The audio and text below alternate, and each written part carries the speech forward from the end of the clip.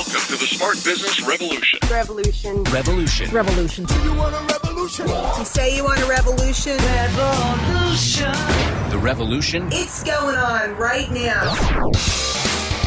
Welcome to The Revolution, the Smart Business Revolution podcast, where we ask today's most successful entrepreneurs to share the tools and strategies they use to build relationships and connections to grow their revenue. Now, your host for The Revolution, John Corcoran.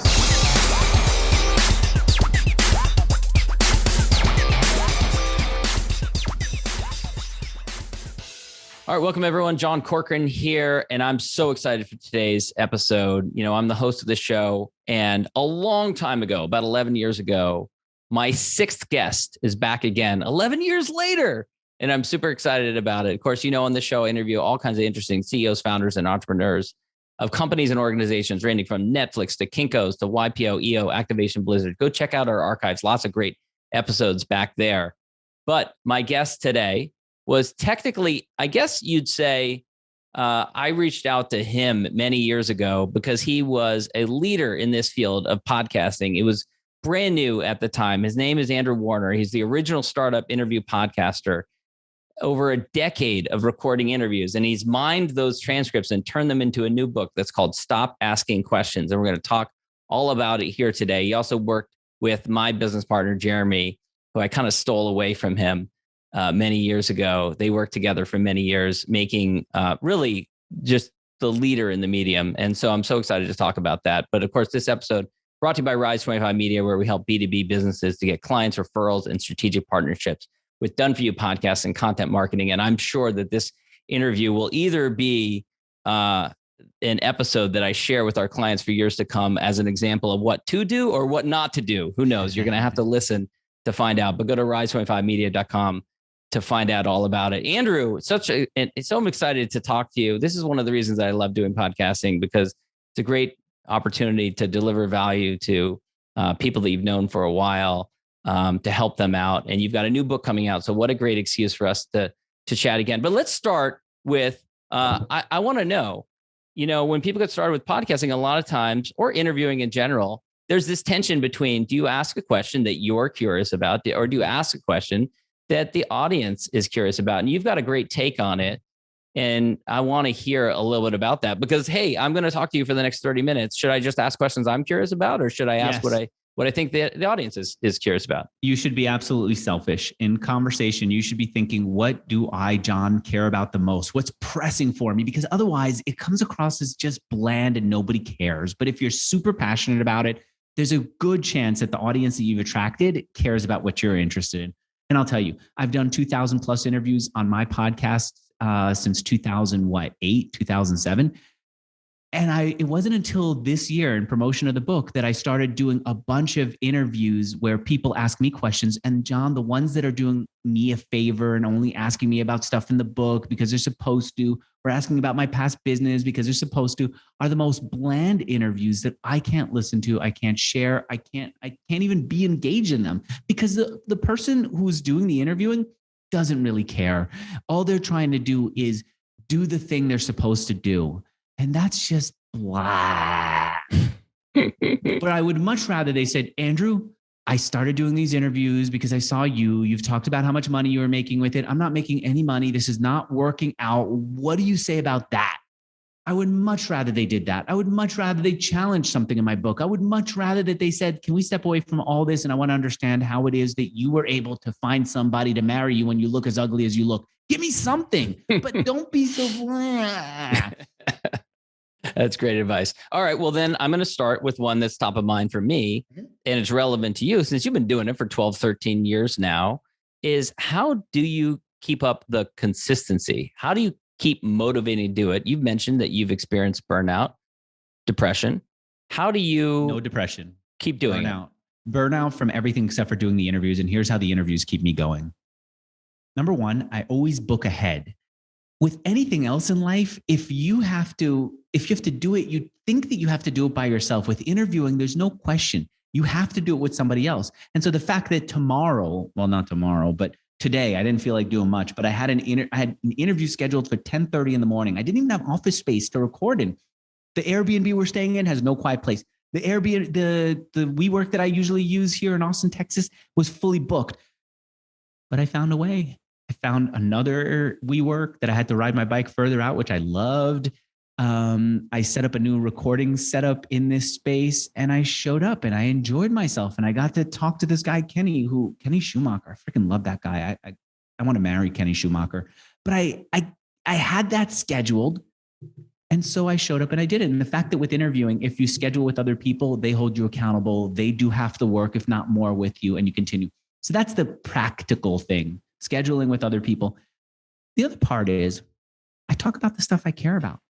A few weeks ago, I had an interview scheduled with Will Schroeder. Instead of asking him about why he bought Zirtual, the virtual assistant company, how he was able to grow his business, blah, blah, blah, the stuff you're supposed to do. I said, dude, Will, I rode my bike in here. I didn't want to talk to you today. And the reason I didn't want to talk to you is I'm starting to feel burnout. And that's what became our 1 hour conversation about burnout. And you know what? If I look at my email, the number one most talked about podcast episode that I've done was with Will about burnout, because I cared about it, because it's relevant to my audience. The interview that I did earlier today with Kenny Schumacher, we started out talking about where he invested his money. Like, the guy created a few companies that he thought were safe, like a subscription-based web design company. And he told me he earned $800,000 from selling that company. I said, where'd you invest it? I thought that was fascinating, how he bought homes in Alabama. I said, how much money? Thinking it was like a few $100,000. No, it's $140,000 to buy a house in Alabama. He then rents it out. Like, I care about that. I care about what he's doing with his Bitcoin. So he's buying it, he's hodling it. And why do I care about it? Because I'm thinking, where do I invest? What do I do? Should I buy some houses? So the thing that keeps it interesting with interviewing is the thing that interviewing is best at. You have other people holding you accountable and keeping you going, and you get to ask about anything you care about. Let me be devil's advocate, though. You're pretty good at asking questions that maybe there's overlap between what you're interested in, what your audience is interested in. But there are plenty of people who would ask questions that maybe don't have that much broad appeal. So how do they know if they're asking questions that maybe they're interested in? There is no broad appeal. Broad appeal is dead. I don't know why everyone's trying to appeal to a big group of audience. If you really think that you're going to be the next Katie Couric by doing a podcast, you're out of your freaking mind. You're not going to appeal to everyone. You're not going to be this mainstream thing. You're just not. Even Joe Rogan, one of the biggest podcasters, is not mainstream in the sense that everybody listens to him. Go ask your friends, see who listened to him yesterday. They're not listening. The thing is that the internet's allowing us to do is to say, we are freaks of this topic, and we are so freaky that other people want to experience what we have. And that's where we shine. We don't shine in having broad appeal. We shine in saying, here's my freaking freak flag. And if you care about it, you should come on board. And when I started Mixergy, it was, I believe that people should be entrepreneurs. I'm spitting as I'm talking, but that's the way it should be. It should be that exciting. And it had to be this entrepreneurial thing that was all about software and all about the internet. And you know what? At the time, people weren't into that. They were into getting a good job. The internet was great, but also, should you actually create something on this platform, or why not create? People would literally tell me, why don't you do restaurants? I would like a restaurant. I go, screw you. I don't care. Go create your own podcast about restaurants. This is what I care about. And then this following and people who ended up creating companies like Dropbox and Airbnb were listening, and then they came on. And that's where the fire is. The fire is in saying, I'm a freak of this thing and I'm going to go for it. Dude, John, before we got started, I told you that I'm burned out. And after this year, I'm going to continue to do interviews, but I'm going to take some time off of work and I'm going to play chess.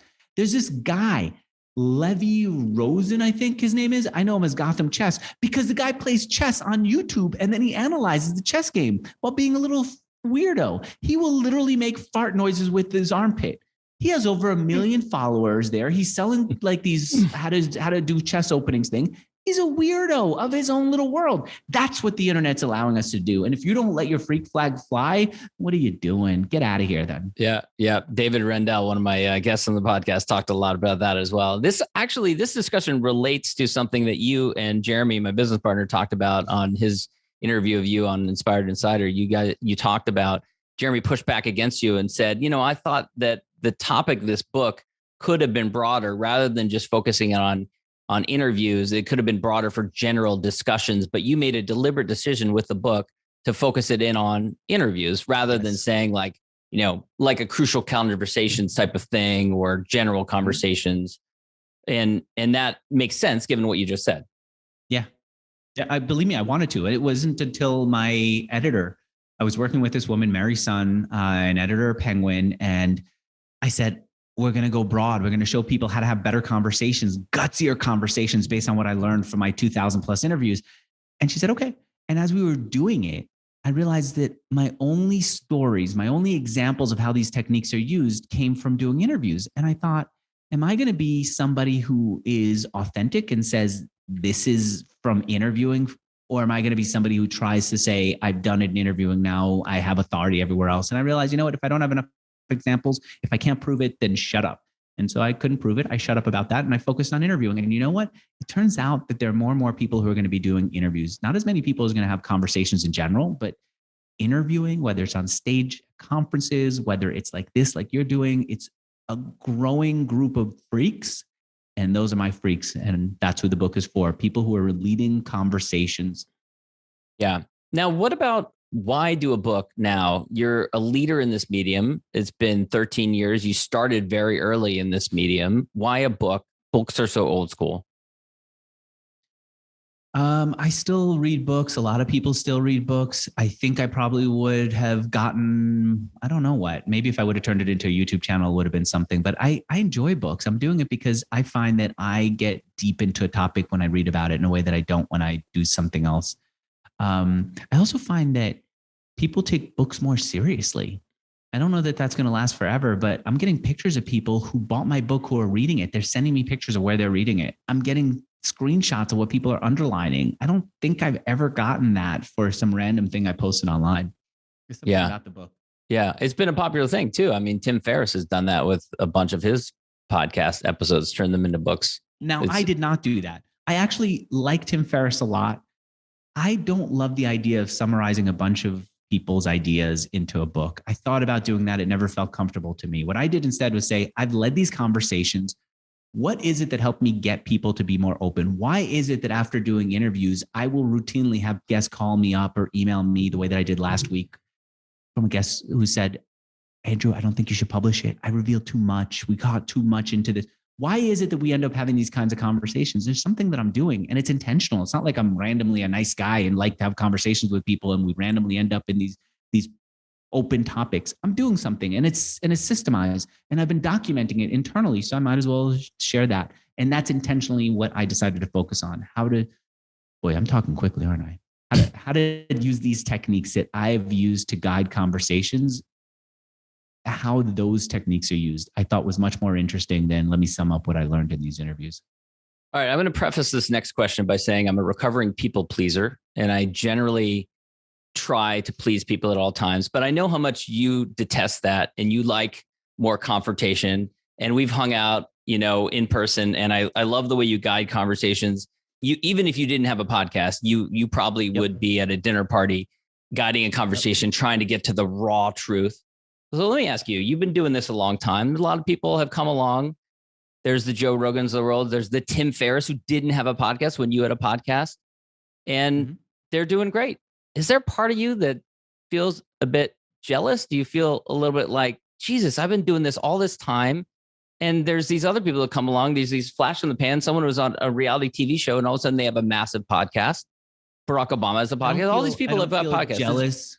I don't feel jealous. I like this type of question. I don't feel jealous. I feel that I have definitely not done enough. That as much as I was working hard, I think that I must have made some mistakes. And I think taking some space back to figure out what that was is helpful. But you're right. I don't feel jealous of them, but I feel disappointed in myself that I didn't go bigger. That why didn't I get to have a bigger audience, a bigger name, a bigger reputation? I'm definitely well known in the startup space. Yeah. Why isn't Spotify buying your show? Yeah. Or at least offering it. Yeah, that's definitely an issue. Absolutely. And I think about that. Yeah. Yeah. What about, I'm always curious about this. I've had debates with, Jordan Harbinger, we've had debates about this and, my goal, because I came from practicing law where people build a business and then they just shut off the lights after 25 years. They don't have anything built to sell. And in the podcasting world, if you build a podcast business, it's kind of built around a personality. I can't Yeah, I can't at least now imagine Mixergy without Andrew Warner. Did that ever hold you back? Because you're a real business guy. You sold a business previously. Did that ever hold you back, or is that something that you don't think about? Well, I think I should have been clearer about the two different parts of the business as I imagined it. The first part, which is the interviewing, I thought it should just be me. This is me getting to know other people. This is me building my reputation.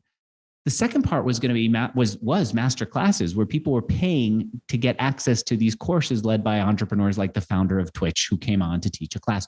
I should have turned that into its own brand instead of putting it under the Mixergy name, because then I think it would have been an easier transition away from me to have other people lead it.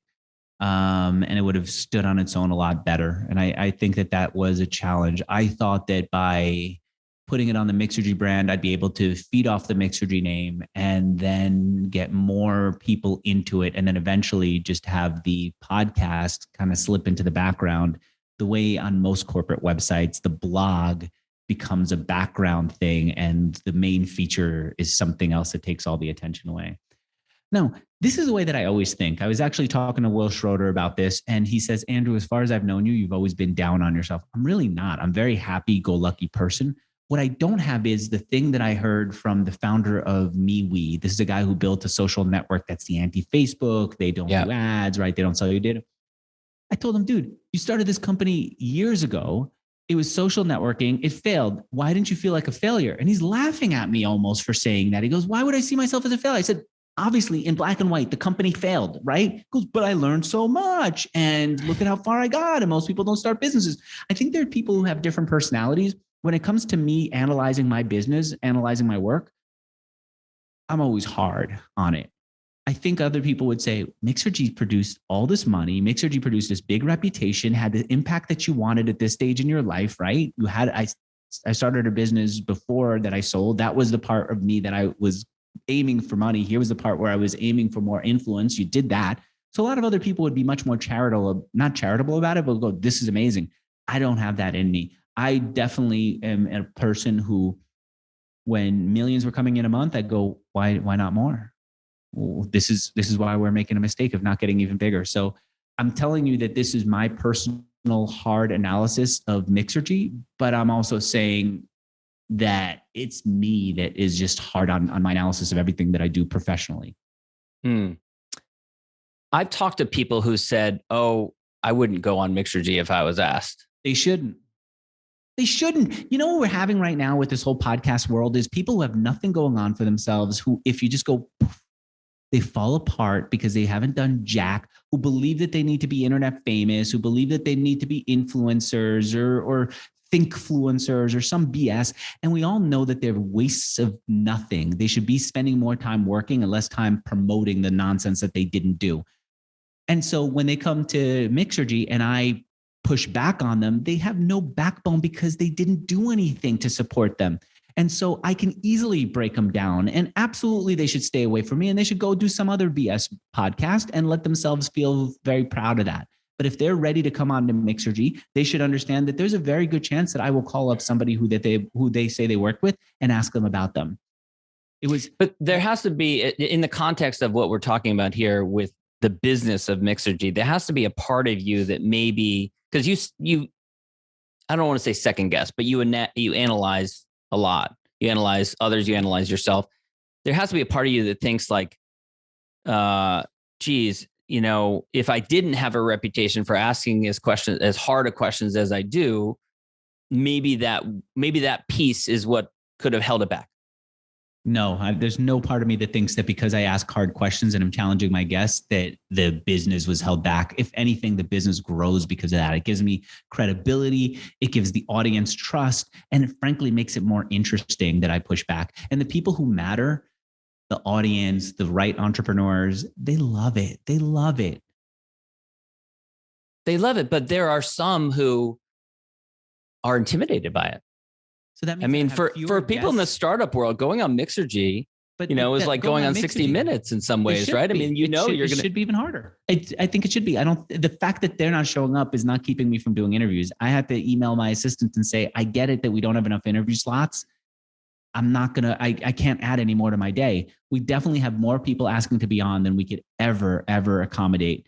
And if I just put out another tweet tomorrow saying I'm looking for left-handed amputees who will do an interview with me, I bet you that I could fill up a week or more of interviews with that. It's an amazing thing that comes from being hard on guests and also being sincere. I'm not looking to just be rough with people for the sake of being rough, but I'm looking to understand, how did you get there? Why did you do it? I want to understand. If I'm talking to someone like I talked to Kenny today, I want to understand, why did you sell your company? I want to understand, what did you do with your money? I want to understand, how did you get your customers? I want to understand about the mistake you made. And I want to understand it because I'm not looking to challenge him and go, you've got nothing there, because I'm trying to learn and I'm trying to do something with it. Years ago, I used to sell sandwiches door to door in like the rough neighborhoods of New York, because my dad used to manufacture women's clothing in New York, and he would have all these relationships with stores that he sold to. And so he said, go sell them sandwiches. They can't eat the garbage that they sell in these tougher neighborhoods. It's like 75-cent pizza. It's going to give you a stomachache, literally. So go sell them sandwiches. So I sold sandwiches to the store owners door to door. And I would often have to wait while they sold. And I remember one time being at a TV electronics store waiting for this guy. And then this WeWork is so loud. They allow people to bring their dogs. I don't know if you heard that on mic. A little bit, yeah. So this guy, he's talking to a customer, and I just stood there like I always do. And then when the customer left, I said, I'm sorry. I hope I didn't keep you from closing that sale of the TV. He goes, he wasn't going to buy. I said, how'd you know? And the salesman behind the counter said, everything I told him about the TV, he just nodded and smiled about. And he said, oh, that's good. And then he'd ask me more questions and say, that's good. And I said, well, isn't that an indication that they're going to buy? Because they say everything is good. You're actually you're hitting the mark. And he said, no, he said, people who actually want to buy these TVs, when they ask questions, they ask hard questions, and they challenge us on everything because they're going to live with this. People who aren't going to buy are never going to live with it. And so they don't ask the challenging questions. They don't care. And so the same thing for me with interviews. I'm not looking to just entertain myself. I'm asking the hard questions because I'm going to live with these ideas. If Kenny's interesting and opens my eyes to Alabama real estate, then I'm going to do it. Probably not Alabama real estate, but I'm here in Austin, Texas. I've been thinking about buying a place and renting it out. If Kenny's telling me that he's doing it, I want to understand, how much of a pain in the ass are the tenants? What is it that he has to put up with? How does he organize it? And I care about it, and I'm beating it up because I'm going to have to live with it for the next 10 years if I decide to follow in his footsteps. Let me ask you this. I tell people all the time, look, you're probably not going to be a Joe Rogan. You're not going to be Jordan Harbinger. You're not going to be an Andrew Warner. You're in many cases, probably I would say 90% of the podcasts out there, they're doing a podcast for other reasons. They can't expect to get a massive audience and survive, make an income off of that audience alone. So do some of these things apply only to you and not to others? In other words, I wouldn't encourage, someone who's doing a podcast in order to connect with referral partners and clients. I wouldn't encourage them to ask as hard questions as you do, because they might ruin a relationship. Is that a fair criticism? I think if you're thinking about hard or easy questions, you're already on the wrong track. I think what you need to do is say, what do I really care about? Sincere questions is a better way to put it. And a sincere question sometimes is hard. A sincere question is, like you asked me earlier today about what's it called? The miscarriage that we had, right? You weren't just looking to say, did you have a miscarriage? How did it go? You were sincerely interested in it, I think, or maybe you were just trying to touch in on something personal to show that we have a personal connection. I don't know how to explain the difference between hard and easy. I do know how to say sincere, and sincere takes a lot of introspection and guts. And it takes a lot of guts to sit across from somebody and say, I'm not sure what to do next with my life. I see that you had a similar path. How did you figure it out? Right? To say to yourself, this is what I'm really wrestling with. This is what I'm genuinely curious about the other person about. And then to have the guts to do it it's a tough thing. And then to do it in a way that gets results. You mean a real conversation, makes the other person feel like you care about them, leads them to a place where they could be open, because it's hard for people even when they go to therapy to be open, right? So you're now saying, I'm open about what I need. Now I need to get you to be open about what you need. That's two different complications. And that's where the tactics that I put in the book come in. That's where it took a lot of skill, a lot of trial and error to come up with techniques to get people to open up. And so, for example, one of the things that I say in the book, the reason I named the book Stop Asking Questions, is because I found that you will not get people to be open if all you do is ask question. You'll get question fatigue. They're going to hate you, or they're going to see that you're just a needy person and walk away. You need to ask and sometimes rephrase questions as directions to give them the confidence to tell you, because if you keep asking questions, you feel like a needy 5-year-old. If you direct them, you look like somebody who should be in charge, who's taking them to a good place. So there are lots of different techniques. And if you have them, you could do it. Another one of the techniques, here's one that I've got in the book. A lot of times when we have harsh things to say or harsh things to ask, we feel like, all right, I know it's harsh. I'm going to go and ask it because I've earned the right, because we're here in a conversation and Andrew told me that I need to go and be sincere and I don't care how tough it is. But it could be off-putting for the other person. So the question is, how do you do that? And I studied people like Mike Wallace. I had his whole interview transcribed with the Ayatollah Khomeini. This is after Ayatollah comes into power by kicking out the Shah. He then takes hostages from America. Mike Wallace, after seeing Americans held hostage by Ayatollah Khomeini, goes into Iran. And then everyone says, he asks him, how are you so insane? Like, that's the thing that people took away from it. I went back and I looked at the transcript and he doesn't say you're insane or why are you so insane or how are you insane? He says to the Ayatollah, forgive me. President Sadat said, his words, not mine, that you're a lunatic.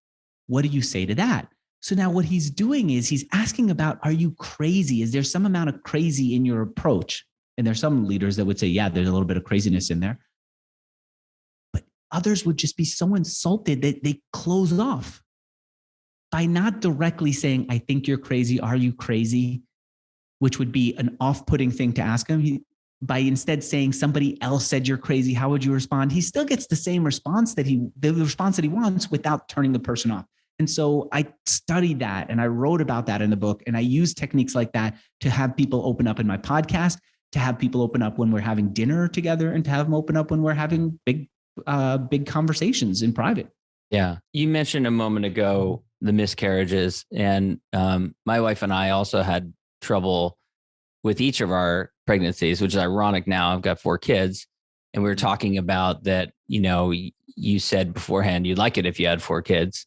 I'm not sure if you spent a weekend at my house that you'd feel the same way, but how has that experience affected you? Because in many ways you've accomplished a lot of things professionally, personally. You got a great family now.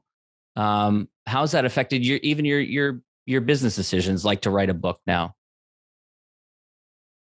The biggest challenge is how time consuming it is. So once we're done here, I'm going to pack everything up and I'm going to ride back over to our Airbnb and immediately race over to my kids' school to take them over to a tutor, because I want them to have extra education.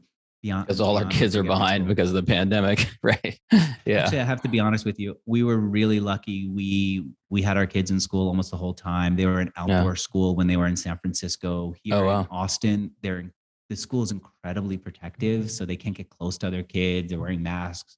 But they've been in school, luckily, for all but the first few months of the pandemic. But I'm kind of like anal about it. I feel like one of the things that I bring to my kids is more education, more of an appreciation for education, more of an appreciation for striving to do more education, where I think other people would teach their kids to watch sports. I've never watched sports on my own. Well, maybe once, maybe I have at times, but I definitely don't watch it with my kids. So I'm not bringing them that kind of determination to succeed, but education. So that's time consuming, dude. John, I could just leave them in school until 5:30 or 6 o'clock today. And instead I'm going to race out of here at 2:30 in the afternoon to go pick them up. That's a real time consuming thing. I find the kids, at least at the ages that I have, are not difficult. They are time consuming. And so if they are time consuming, I want to enjoy it. And I want to enjoy it by doing things my way, by randomly pulling over on the way home and being late because the Ford company put some Broncos in the middle of Austin, Texas, and let people go on these obstacle courses. Freaking yeah, I take my kids to that thing. Let's go check that out on the way home. And by the way, when they said, we can't let your kid in because he's too young, that's when things got exciting for me. That's when I said, how can I find a way to let my kid who's too small get in here? And so I'll be honest with you, the first jerky thing I did was I taught him how, as soon as he walks next to the people, to walk on his tiptoes. That was just like a thing that I was trying to do to get by in the system, but that's not my approach. My approach is, who do I talk to? And all I did was talk to every single person I could at that thing until one of them said, well, we don't have a child seat for him even. We can't do it. I go, I'll be right back with the child seat. I high-fived her, assumed the clothes. I went back and got the child car seat out of my car and I brought it over. But it's all a lot of conversation. And it's something that my kids know me for. They said, you can talk to anybody. How do you do that? We're told that we can't go and do miniature golf because of COVID restrictions. I go and I talk to the person. And then before long, we end up going and doing miniature golf for free. How do you do it? Because it's all about conversations, and everything that I got to try over and over. I put my reps in these interviews is applicable in interviews, dinner conversation, and when you're trying to get your kid into Bronco, they're too young to go on to. It's funny. I say that, you're shaped by your parents, and my father was a journalist and professional interviewer. And yet the real interviewer in my family was my mother. My mom was a great questioner, would just ask questions that take interest in people. And my dad, I love him, but the world's worst negotiator. Like if he didn't get his way, immediate anger was the only real response. And I didn't even realize until I was older that there's actually a lot of different responses you could have, like you did there, just like how I'm problem solve, how I'm going to find a solution, how I'm going to work with them, carrots instead of sticks. It sounds like your father was in sales. Did you learn sales from him? I think because he was so outgoing and so dismissive of anyone who wasn't outgoing, it was tough for me to learn to speak up. And his conversations, I felt, were pretty empty with his friends. It was a lot of like hanging out, chatting, and just having fun, which doesn't appeal to me. I don't like empty conversations. I'll have a ton of fun with people, but it can't be empty conversations about anything. I don't care about what you watch on Netflix. I don't care about any of it. I care about the heart of what's going on in your life. The other day, we were having a conversation with someone about how she froze her eggs right there. My kids were there. We're talking about the whole thing. And I'm not going to talk to them about just how the weather is and the difference between Austin and San Francisco. Screw that. Yeah. So, and would you call that you referred to a shoved fact? Is that a shoved fact when someone drops that into the conversation? Yes, they definitely, it was I forget what it was. It was something about how, I forget, people do shove these facts in. It was something like, you've got great kids. I think we're going to be able to have kids soon because I froze my eggs. We have, right? Right. They may not even say something about the eggs, but it's like the procedure is going to happen soon. Procedure. You didn't have to say that, right? Yeah. Yeah. And you find that people do that deliberately. They want you to ask more. They want to talk about it more. Yes. They're desperate for it. And then your challenge is to have the guts as a conversationalist, as an interviewer, as a human being, to have the guts to say, ooh, this person just brought up that they couldn't have kids. It's a tough conversation. I'm going to go in. And we are trained not to be, I don't know what it is. Americans are just way too freaking nice. It's like, oh, I can't bring this up. Let's just tell them. People for years in America would whisper, and I guess in the whole world, we whisper the word cancer. Oh, he's got cancer, right? We don't want to talk about the tough things, the personal things, but we should. The other challenge is we also have to accept that sometimes what's interesting to other people is boring to us. So if I didn't care about them freezing their eggs, I don't care how many times they shoved that fact in that they were freezing their eggs. I'm not bringing it up. So great. Because Ray shoved a bunch of other facts that you didn't pursue also in the meantime. I only care about the stuff that I care about. I mean, the example I give in the book is I went to Dale Carnegie & Associates. I worked for Dale Carnegie & Associates. Their whole thing is the book, How to Win Friends and Influence People. The premise is people have a need to talk about the things that they enjoy. It makes them feel great. Talk to them about what they love, and they're going to love talking to you. And I talked to my friend Michael on the train going home in New York, and he just wanted to talk about comic books. And I don't care about comic books. I have no interest in superheroes or fake stories of any kind. I just want to know like a real biography. And I was listening. And by the time I was done, I said, I hate this. This is what learning to have conversations is like. I don't want to ever do it because I can't sit and listen to this nonsense. And what I discovered was conversations are better when both sides care. That's great. We're running a little short on time. One of the things I've done is follow your advice in the book, which is to ditch the outline. So I've pretty much just let this conversation go where it flowed to. But is there anything else in the book that we haven't covered, we haven't touched on that you want to share? I'll say that Jeremy is the one who taught me to ditch the outline. Jeremy put together this amazing set of notes. I wish I could remember the interview, or else I would have brought it up in the book. But it was so good. It was so hardworking. It was amazing. And then in the interview, I kept trying to stick to the notes, and the guest was taking me somewhere else. And then I said, I have to talk about this other thing, even though you talked to Jeremy about your story, even though that's what we have information on. And we had a better conversation, and my guest was happy to have ditched the outline, even though my guest put some time into it. And Jeremy, who I felt the worst for because he did all this work that was then going to waste, said, "Oh, I'm glad that you didn't do it."